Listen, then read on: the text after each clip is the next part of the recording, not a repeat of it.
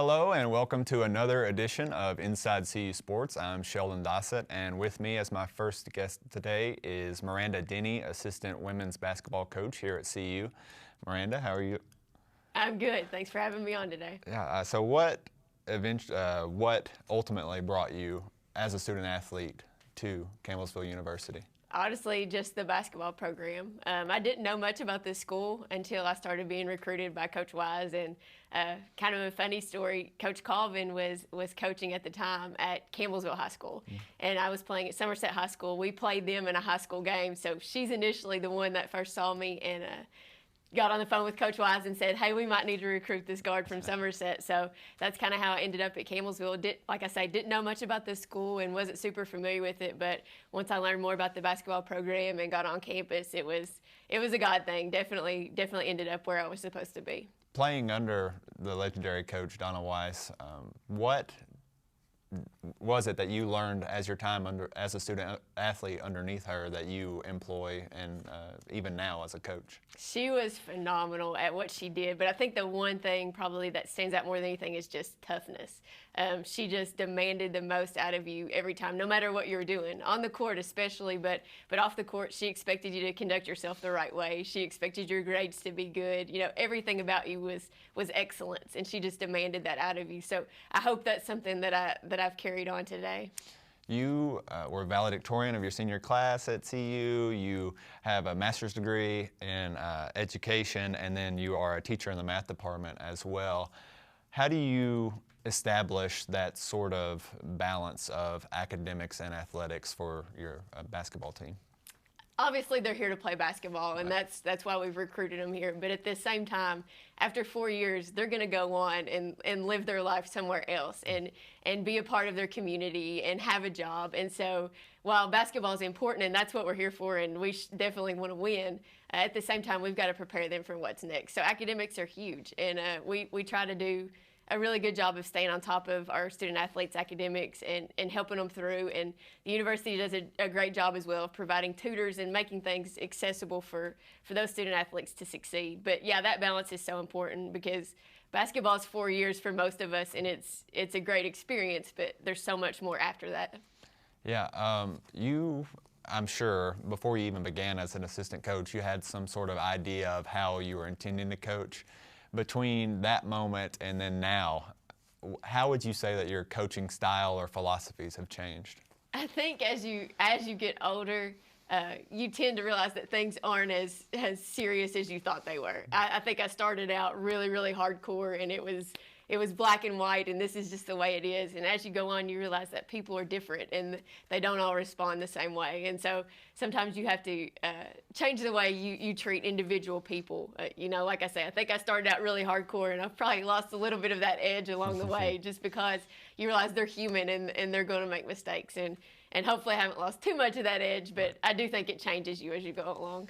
The women's basketball program has seen a lot of success, especially under head coach Ginger High Colvin and you as well. What is it about the team that you are able to establish some sort of consistency when you're recording these regular season championships, you're recording these tournament championships as well? Is it the same sort of philosophy that you share with the teams and that just resonates, or do you have to sort of adapt, and then for each different team it's a little bit different response? Yeah, that's a good question. I think it's a little bit of both. For the most part, we preach the word culture a lot. So, you know, we want to develop a culture that people are going to buy into. And a lot of that has to do with bringing the right kind of kid into your program. And we've been really fortunate through recruiting to be able to bring in great kids who are great athletes at the same time, and kids that are willing to buy into your culture. So I think a lot of that has to do with Coach Colvin and what she's established and the relationship that she builds with her players. A lot of that has to do with her. But a lot of it has to do with the quality of kid that we bring in as well. And again, I think that's super important to what we've been able to build. You mentioned it, and you oversee a lot of the scouting for the program. What is your process and procedure when it comes to scouting? I'm a very type A person, so I love the scouting process.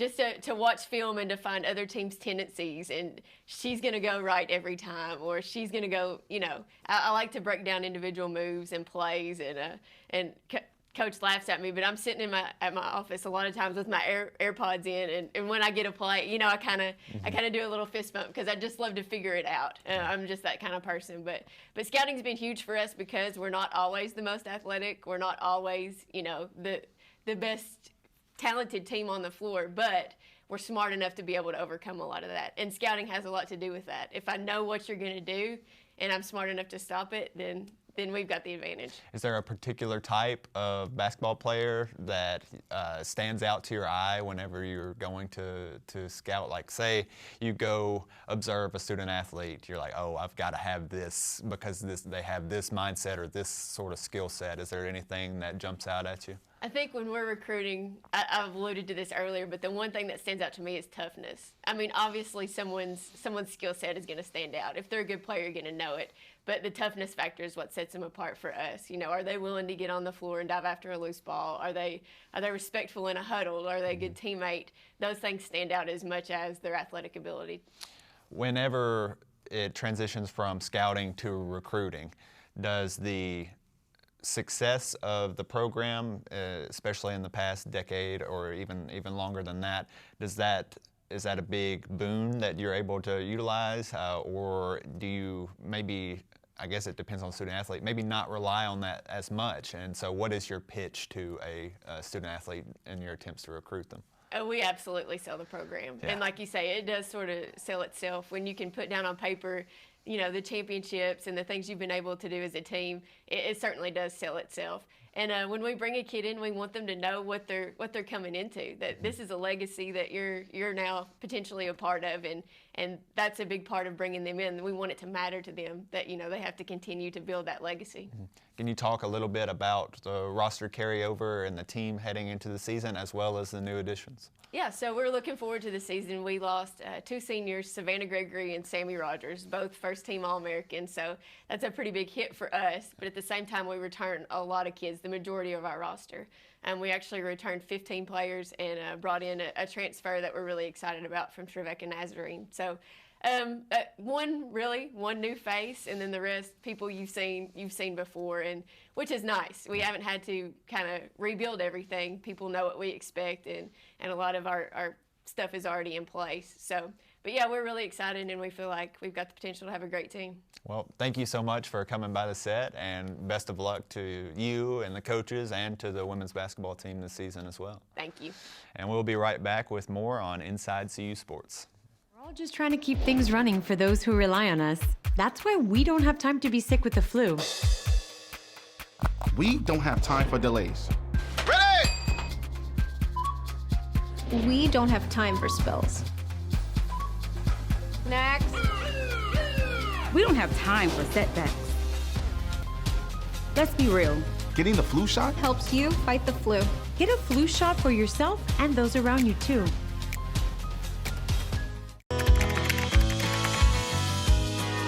How you doing? Hey, Mason. Hey, Mason.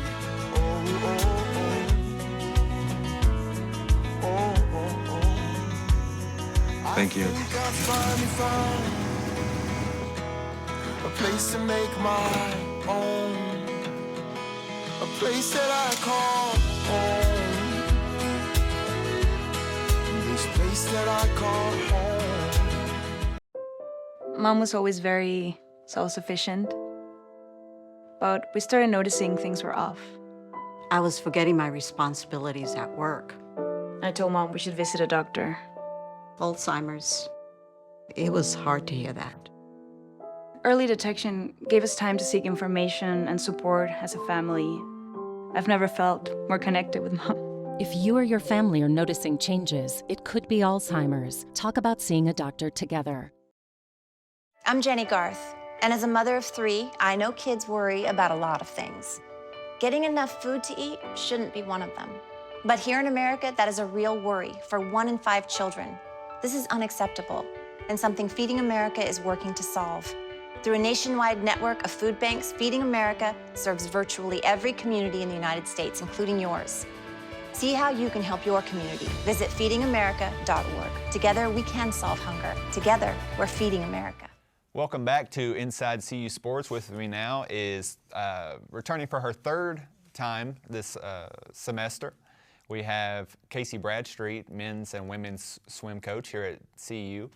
Casey, how are you? I'm good. Thank you for having me back. There's been 6 meets since we last had you on, right after the fall frenzy. So how have things gone? What is the team working on to catch us up to where we are now?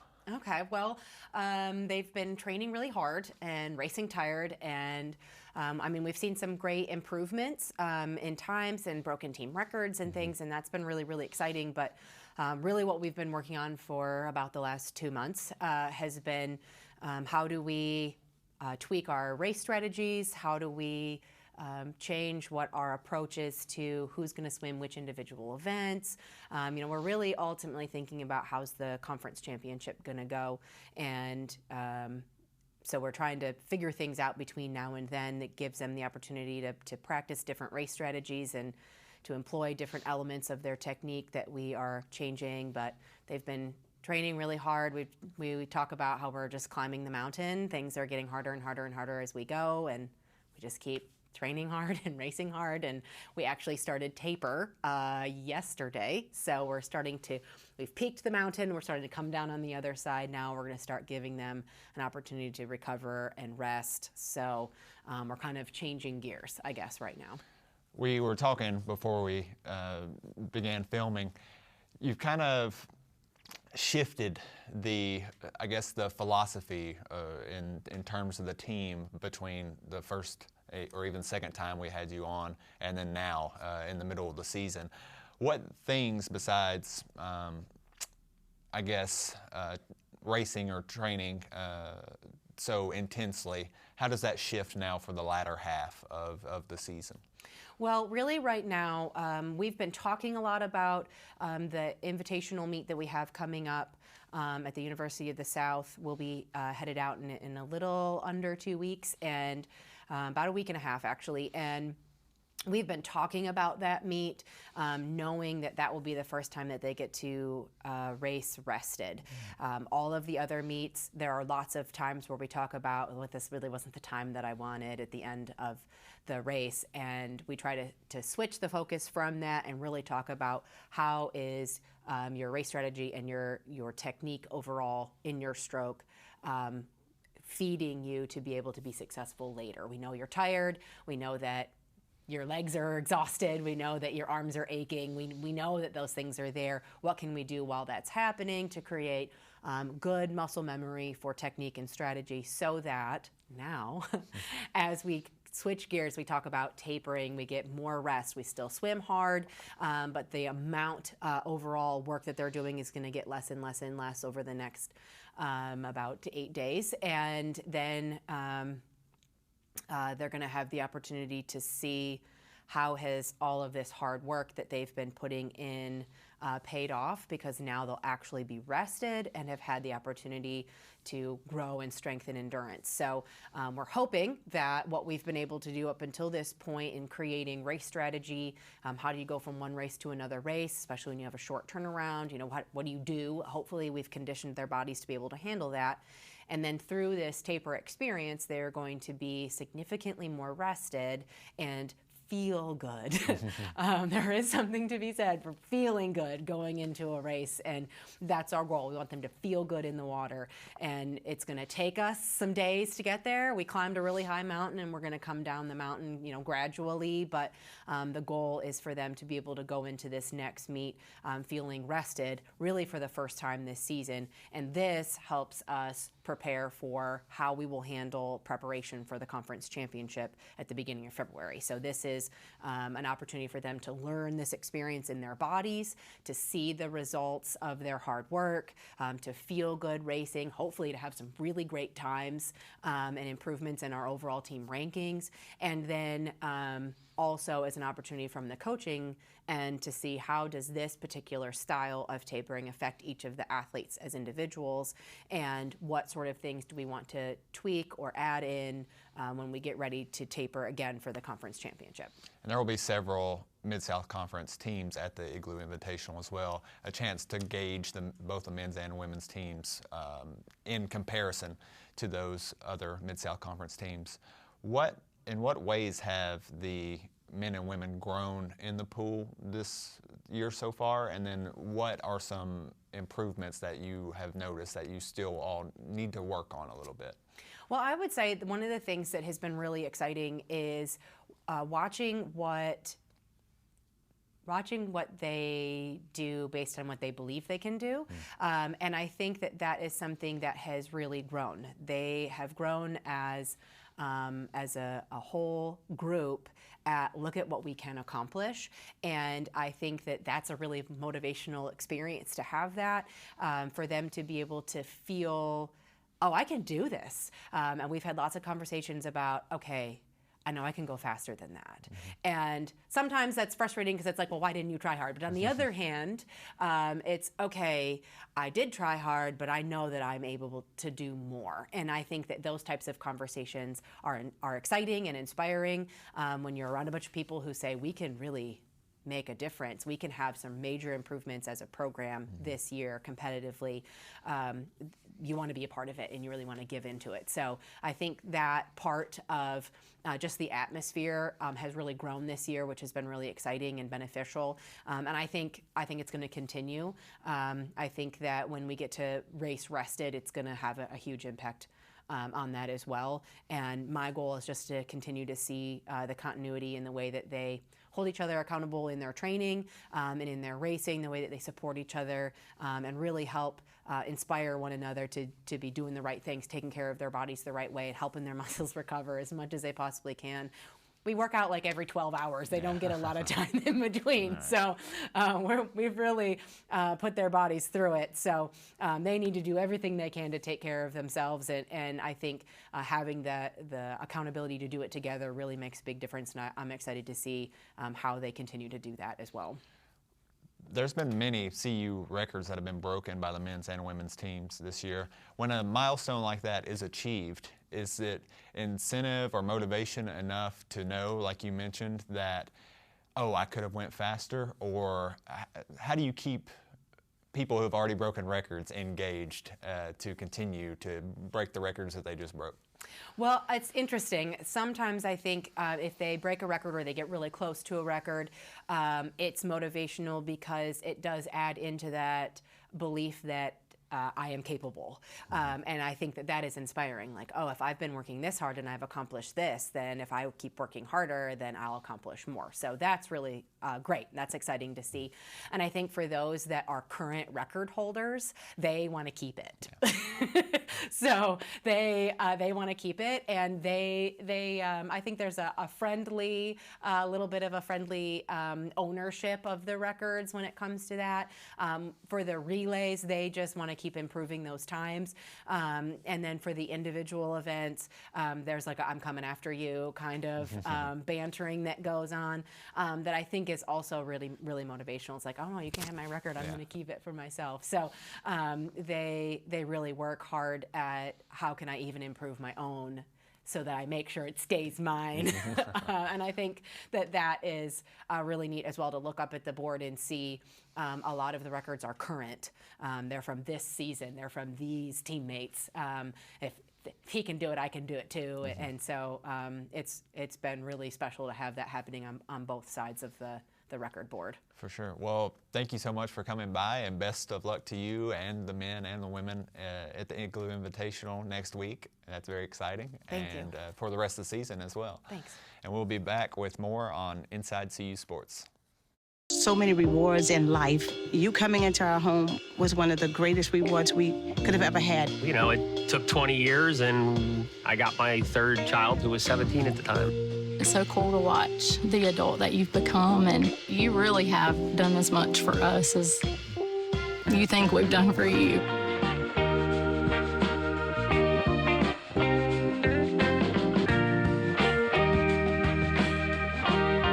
I'm Jenny Garth, and as a mother of 3, I know kids worry about a lot of things. Getting enough food to eat shouldn't be one of them. But here in America, that is a real worry for 1 in 5 children. This is unacceptable, and something Feeding America is working to solve. Through a nationwide network of food banks, Feeding America serves virtually every community in the United States, including yours. See how you can help your community. Visit feedingamerica.org. Together, we can solve hunger. Together, we're Feeding America.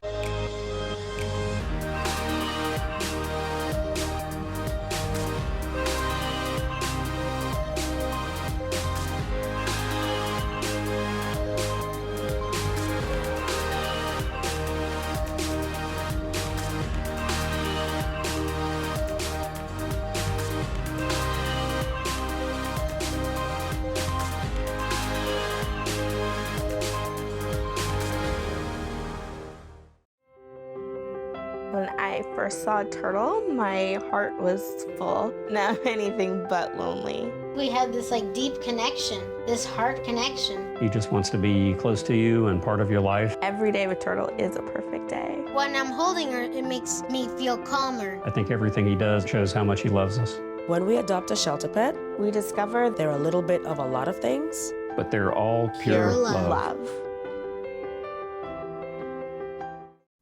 Welcome back to Inside CU Sports. With me now as my final guest today is Michaela Jarman, assistant golf coach and also assistant athletic director of game operations. Michaela, how are you doing? I'm good. How are you? I'm doing pretty well. Both the men and women's golf just kind of ended their fall semester seasons here. So just kind of give us the impressions of the semester from a coach's point of view for the men's team. For the men, we didn't end the way we wanted to.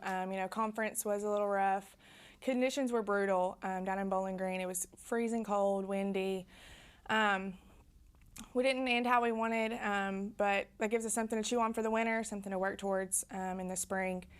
So we're looking forward to the spring and getting back out there and getting to it. How about the top five for the men? I know there were some shifting a little bit, so can you elaborate on that? Yeah, so this winter, Coach Davis and I are going to really have to look at our top five. We've got 7, maybe 8 really consistent golfers, and we're going to have to figure out where we can plug those other players into the top 5. For example, Seth Bowl down in Bowling Green, he played as an individual. He was our 7 guy, but was tied for the lowest on the team. So it's kind of a puzzle trying to figure out where we can work players in and what top 5 really works best for the spring.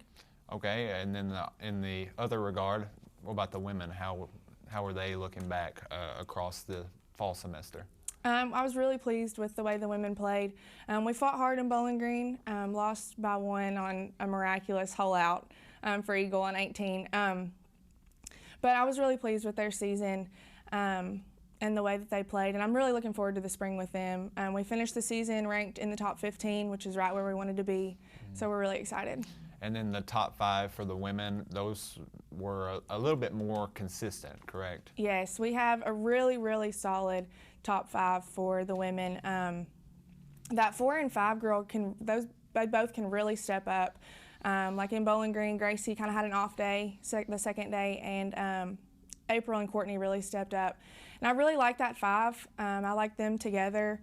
We have a 6 that sometimes can potentially get in there, but I really like the top 5. I think they're pretty solid. What are some targeted areas of improvement across the winter heading into the spring for the men and the women? Short game, for sure. I saw a lot of missed opportunities on the green, around the green, while we were in Bowling Green for our fall conference. So just really focusing on short game and capitalizing on those opportunities when we get the chance. I know this winter as well, Gracie Parrott will be participating in an event in Arizona. If you could share with us a little bit more about that. Gracie got a really cool opportunity. She's going to Arizona for the Patriot All-America is what it's called. So players from all across the nation, all divisions, NCAA, Division 1, 2, and 3, and NAI, will compete in Arizona for this All-American tournament. It's at the very end of the year, December 27th through the 31st. So she'll be prepping for that, and she's super excited about it. And I think she's got a good shot. How has your time as a student athlete impacted how you approach coaching other student athletes? I think it's really helped because I'm able to see, you know, like the struggles that student athletes face just because I was there. The time management, being able to juggle both school and sports and a social life. So I'm able to relate a lot to them, and I think they confide in me a lot with that. They know, like, hey, you know what's going on, you know what I've got. And I think that really helps them. It helps me if I'm, you know, if I see them on the golf course and I know they're kind of struggling in practice or struggling in tournaments. Sometimes there's other things going on, you know, it's not just golf. So I'm able to see that, and I know that because I was there. How does tracking live stats during golf rounds impact the way that you coach an individual? Also, to follow up with that, kind of, I guess, how has it even sort of revolutionized the way that any coach coaches during golf? It's a game changer. So especially those 36 hole days, those are like mentally exhausting. So the tournaments that have live scoring on GolfStat, I'm able to get on there and see where we rank right then. So I'm able to keep them motivated, or if I see we're kind of falling off, help them get back up. But it's really a game changer. I don't have to sit there and like look at their scorecards and manually count up, oh, we're this far behind or we're this far ahead. So it's really nice to have that while we're playing, and I can see like live what's going on. In the game operations side of things, I know when you were on here prior, we discussed the move to digital ticketing and concessions and things of that nature. So now that you've had several months experience in that regard, reflecting back on that, how did that go? At first, it was a learning process, especially because like our students and our employees are so used to just like showing up to the gate and flashing their ID. So getting students and employees to understand that they have to have that digital pass was kind of a learning process. But now that everyone's got it, it's so smooth. It makes the ticket gate and line go so much faster, especially because like parents and stuff can get on there and order their tickets ahead of time instead of having to like stand in line and pay at the gate. It's made things way smoother. And then as far as concession goes, it's made it like more up to date, because we used to just have cash, and a lot of people don't carry cash anymore. So having the ability to do credit card sales in the concessions has been really nice too. As we cross over from crossover season into winter sports, how does game operations management change from, you know, the hectic nature of all these sports playing at once? There's postseason games going on while these other seasons are starting up, and now as we head into the winter, I guess, how does your day-to-day duties, how do they change? And then are you glad also that maybe it's slowing down just even a little bit? Yeah, things are definitely slowing down, so it makes my life a lot easier. The fall is always super crazy because we've got men's and women's soccer, football, and volleyball all going on at the same time. So now in the winter, just having mainly wrestling and basketball, things calm down a lot. These last couple weeks have been crazy with the overlap of fall and winter, and then now as our athletes are going into postseason play, it's a lot more travel for me. I try to go to the conference tournaments, but yeah, things are slowing down a lot, so it's been nice. I know we kind of mentioned, and I'm going to go back to golf coaching for just a minute. I know we talked about the player to coach sort of relationship, what are targeted improvements in that regard. How about you and your first season with Coach Rick Davis? How will that evolve? How do you all plan to maybe strengthen your relationship, or perhaps kind of edit the way that you all have coached compared from the fall to the spring? So this fall's been it's been good for us to like figure out like what my strengths are, what my weaknesses are, and then for him as well to figure out what he's good at and what he kind of struggles with, and we're able to play off each other. So I think the spring will be really good for us to be able to pick up where we left off in the fall, and he's able to fill in where I lack, and I'm able to fill in where he lacks. So we work well together. We're a pretty good team. Yeah, sounds like a pretty good synergy. Yeah. Well, Michaela, thank you so much. I appreciate you coming to the set again. Thank you for having me. And best of luck in the spring, and then continuing through this crossover season with game ops, and then through the winter, and then in the spring as well. Thank you. Of course. We will be back next week with more Inside CU Sports.